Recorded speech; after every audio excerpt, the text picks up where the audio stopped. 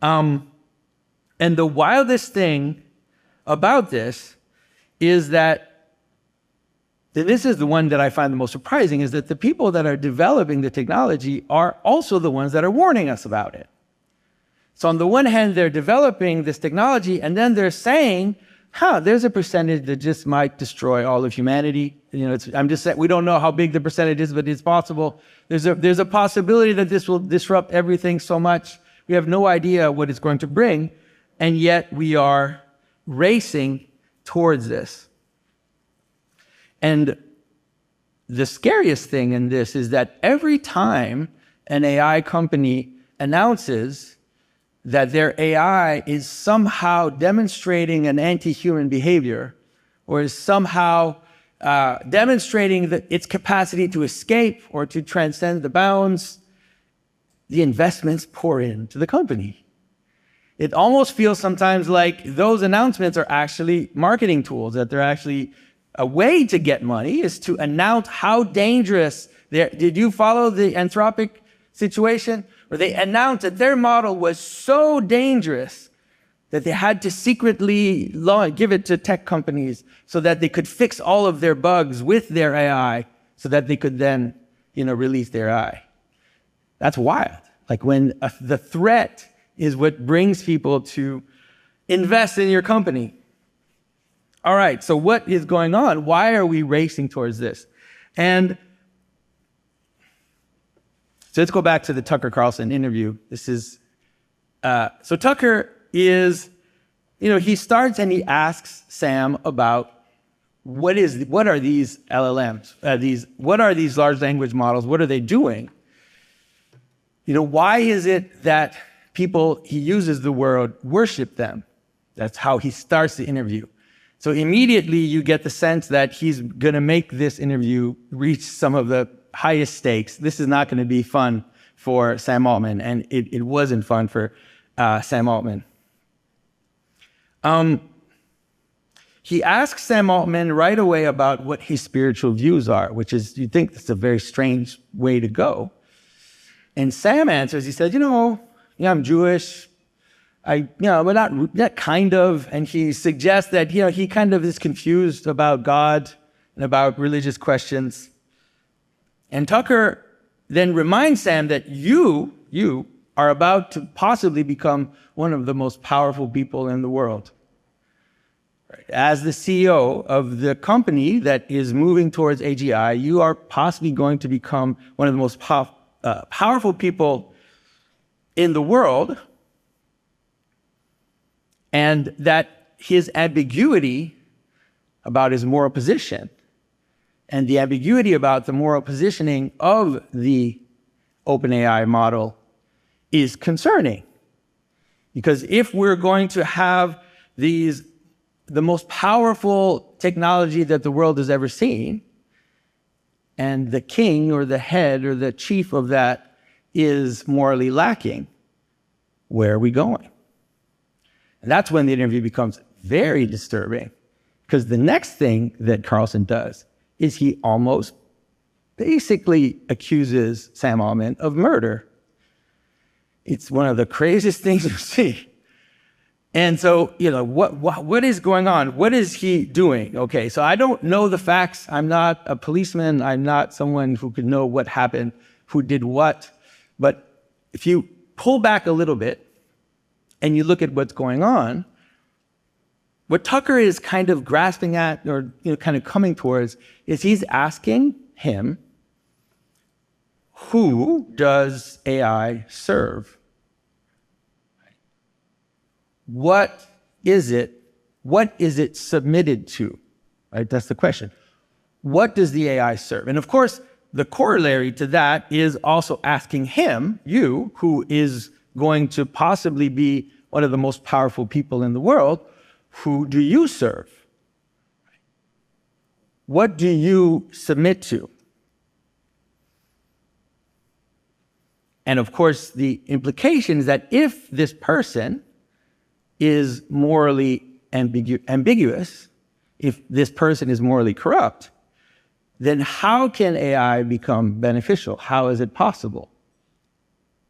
Right? If we do not know or whom AI serves, how can it be beneficial?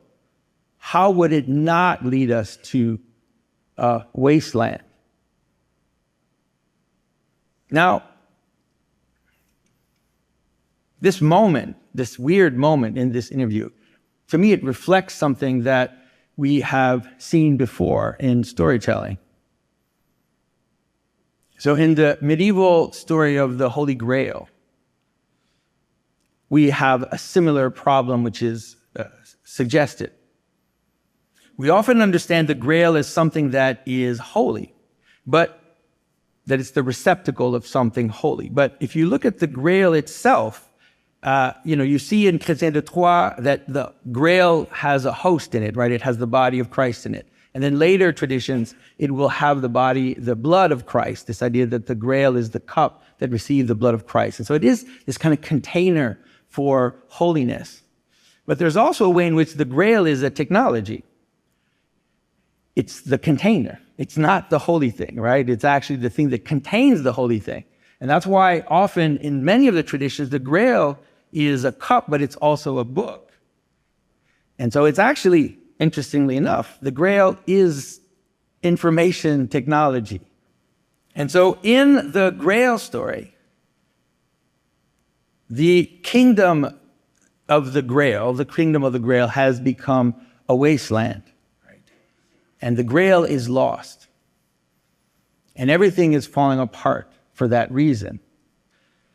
But what's interesting about the story is that it's not that the Grail is broken. It's not that the Grail doesn't work. It's the king that's broken. It's the king that's wounded. So if you remember your Arthurian legend, the knight Balin comes into the Grail castle. He's driven by revenge. And he sees the person in the Grail castle as he's being received by the king. He sees the person that he wants revenge on. And so he breaks the rule. He breaks the rule of hospitality. That same rule that guided Jason, that guided Abraham, all the great heroes, all the great civilizations are held by this rule of hospitality. So he breaks the rule and kills his enemy in the castle. And then he runs off and he's being chased by the people of the castle. And in his haste and in his obsession of his own personal desires, he can't see what's going on. He transgresses the Grail chapel. He walks into the Grail chapel. He sees the sacred Holy Grail. He sees the lance that pierced the side of Christ, dripping blood into the cup. I mean, if you saw that, you would probably want to pause and kind of try to think a few steps in advance, but that's not what Balin does. Balin is obsessed by the moment. He's obsessed by the short-term gain that he has just engaged in. And so he grabs the lance and he pierces the king in his groin. This is the dolorous stroke. This is what causes the wasteland. And so the Grail is lost. But the Grail is lost because of an act of impiety, because of a forgetting what the use of something is. He forgot what the purpose was. He forgot what this was serving, what it was aligned towards, and he only used it for power. Right?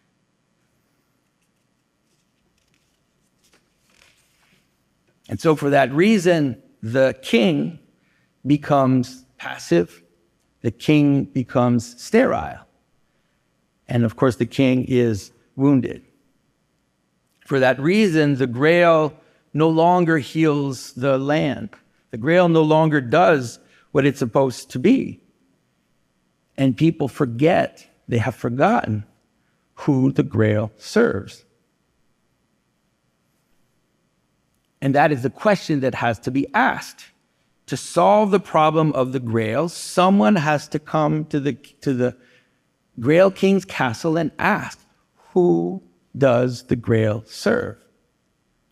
And asking that question and discovering the answer is what will restore things to their proper place, is what will help the Grail heal the land again. Now, this is the problem, in my estimation. The problem is that we're not asking the question. We're not asking, whom does AI serve? We're dazzled by it, right? We're astounded by its capacities. We're terrified by some of its applications. Right? It answers our questions. It seems we discovered that it chooses our military targets. Right? It's replacing our artists. It's going to drive our cars, possibly replace our therapists, maybe our girlfriends, possibly. We have this interesting moment where we have the CEO of Anthropic who wrote 2 papers, right? He wrote the paper to say, well, here's the bad stuff that might happen. Here's the best case scenario for AI. But no one's asking the question, why? Why are we doing this? Why? Who are we serving when we are doing this? Right? Who does the Grail serve? Whom does AI serve? Human beings, all of our actions, that is how they are structured. That is, when we move, anything that we do is always in line, in direction towards a good that we intuit. Right? We see something, we intuit something to move towards, and it draws us towards it, right? So we see a good, and then we move towards that good. That is, all of our actions are always in service of something. Right? Whether it's drinking water, whether it's walking out the door, whether it's founding a city, all of these are the perception of a good that we gather together and that we aim our actions towards. I mean, humans, that is also why we recognize models. That's why we see people that are an image of the things that we admire, and we follow them, right? That's why we also, when we see someone who is really good at something, we want to put ourselves under them so we can learn from them, so we can move into the good that they can teach us, that they can show us. This is how human actions functions. In the Divine Comedy, this is one of the things that Dante is trying to help us understand, to try to help us see how humans are always moved in love and desire towards a good that draws them. Even when we're sinning, even when we're doing the wrong thing, it's always because we are seeing a good, maybe we're mistaking it. Even when Balin took the lance, and hit and struck the king, he was moving towards a good. It was the wrong good. It was a short-term desire. It was a short-term passion. But that is what was driving his action. And so this is the question that we always have to ask, which is, when we do things, what are we doing it for? Now, with AI, there's a dazzling thing that's happening to us, right? It's like one of the questions that people are constantly asking is the model AGI, right? Is the actual AI, is it conscious? Does it have its own goals? Is it aligned? If it does end up being conscious, will its goals match our goals, or will it have its own goals? And so we're so focused on this question of alignment, and the question of whether or not the model is conscious keeps returning over and over. If you've paid attention recently, it's what led to to my impression, very delicious moment when Richard Dawkins, who for decades has told us how submitting yourself, to the source of all being, submitting yourself to the God of love that is the ground of being, is ridiculous and a superstition. But in talking to his AI chatbot, he was convinced that it was conscious. Why? because it complimented his book. And so it must be conscious because it's doing all the things a conscious person would do if they were conscious. It's quite wild. But, what's interesting is if you look into this moment with Richard Dawkins, you realize that it's not so much that he thinks that his Claudia chatbot is conscious. He actually is reducing our consciousness to whatever that chatbot is doing. And that's one of the problems that we're going to see happen more and more, is that as AI becomes more powerful, we will adapt our notion of consciousness to what the AI is doing.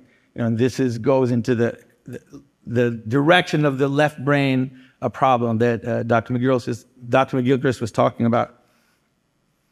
And so, but in our usual idea of what consciousness is, we know that AI is not conscious because AI doesn't have its own drive. It doesn't propose anything. It answers our questions. It doesn't have its own desires. It doesn't have, if John Vervaeke was here, he would say that it's not autopoietic, right? That is, it doesn't act towards its own good. It's not self-organizing in itself. It needs our input. We're the ones who are making it move. The AI won't start to talk unless you ask it a question. It has no will. It has no desire. It's not hungry. Has nothing drawing it towards the good. It doesn't have internal relevance, right? It can't tell what's important. It only is a parasite on our idea of what is important. But if you want to understand what AI serves, who AI serves, you have to pull out one level. You have to stop looking at just the actual model. And you have to think about AI as an extended social phenomenon. Then things start to change. If instead of looking just at the model, you look at the companies, and you look at the investment, and you look at the political clout that is part of AI, and if you look at how it's being deployed, then you realize that all of a sudden you can see something more. Because that whole structure, that is the different companies competing with each other, the different nations competing with each other towards AI, that can actually help us understand what's going on. All of a sudden, you do have a form of autopoiesis. That is, you have a kind of inner logic that is moving towards its own power, right? That's moving towards its own continuation. And it also has a kind of relevance in it because everything is moving towards a purpose. And so, but the question is, what is it? What does it serve, right? And I would like to suggest is that it's serving Moloch. Probably the best way of understanding it. This is, of course, you see, when you look at the interview with Tucker Carlson and Sam Altman, you can feel that this is the thing that they're kind of spinning around, right? Is that Tucker is asking about the model, but then he's asking about Sam, and then he's asking about the companies, and he's saying, okay, so this is actually a system. All of this is the system that we need to pay attention to. And when we look at it, then we realize that it's actually about power, really, is what it is. Some of you probably have read Scott Alexander's famous Meditations on Moloch. It's a blog post that was written now about 12 years ago. And in this blog post, what Scott Alexander does is that he takes, of course, the figure of Moloch. He takes it from a Ginsberg poem. You know who Moloch is? So Moloch is an ancient Canaanite divinity that's mentioned in the Bible. And the thing about Moloch is you sacrifice your children to Moloch, right? And so in order to gain power, you put your children through the fire, and in exchange, you get immediate power. So what Alexander does is he reinterprets through this Ginsberg poem, but not only the Ginsberg poem. We've all seen, if you've seen Metropolis, you've seen that image of Moloch, right? Is an image that has kind of inhabited the modern age as the system that is moving without without a perceptible person in charge, right? That it seems to be moving towards a goal without anybody being responsible for it. Right? It's a system that is moving towards this goal. So a good way of understanding it, the arms race is one of the best ways of understanding the Moloch system, or the Moloch trap, as we called it, which is that once that technology is put out in the world, there's only escalation that is possible. Because once you put the nuclear weapon in the world, then my competitor wants to make sure that I'm not stronger than them, and they will arm, so I arm, and we keep going. And even though we both know that we might be leading to our own destruction, we still do it. We still continue to arm ourselves, despite the fact that we know that it might lead to complete annihilation. This is the Moloch trap, right? And so what happens with the Moloch trap, of course, is that more and more is demanded of this system.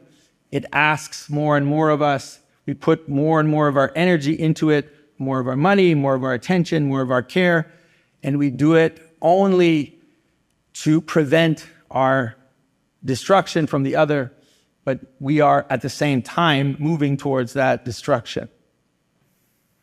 Right? You can understand this really as a type of will that's acting on us. And Ian this morning has suggested that there are these wills that act on us. And we can see, because we're acting, we're the legs of the beast. We're moving in the world, and nobody wants to do it, but everybody's still doing it. And we realize that our actions are serving something over which we have no control. The thing about the nuclear arms race is its deterrence. So actually, the Moloch trap works if you don't use the nuclear weapons. So it has a certain characteristic. Now, that is not the same with AI. AI is the opposite. AI is a Moloch trap that only works if you implement it. And the more you implement it, the more you get drawn into the trap.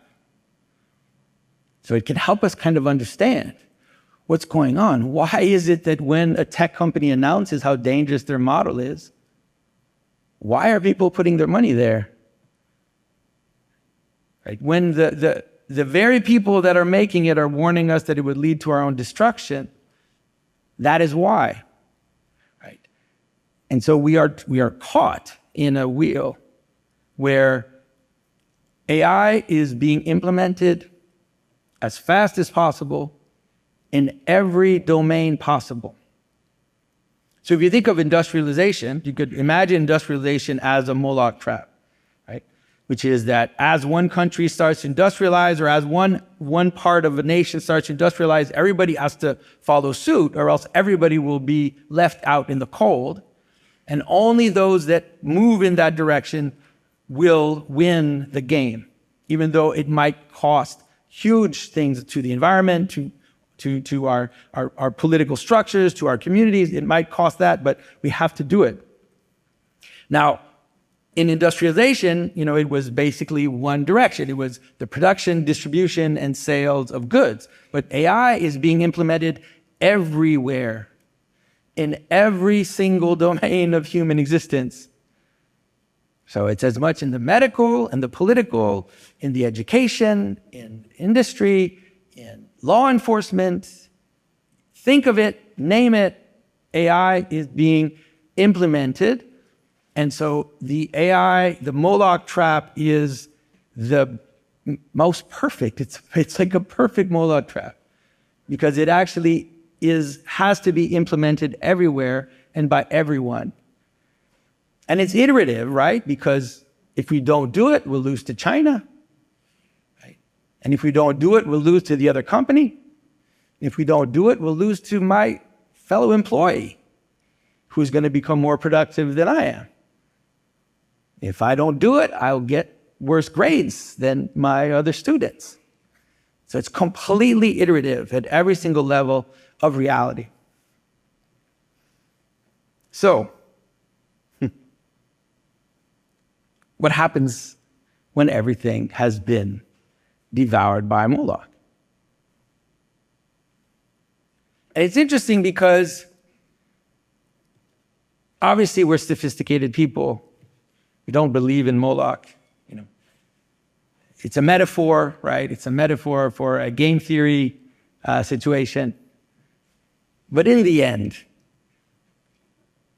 it'll be a very cold comfort when we're sacrificing our children to Moloch to know that it's a metaphor.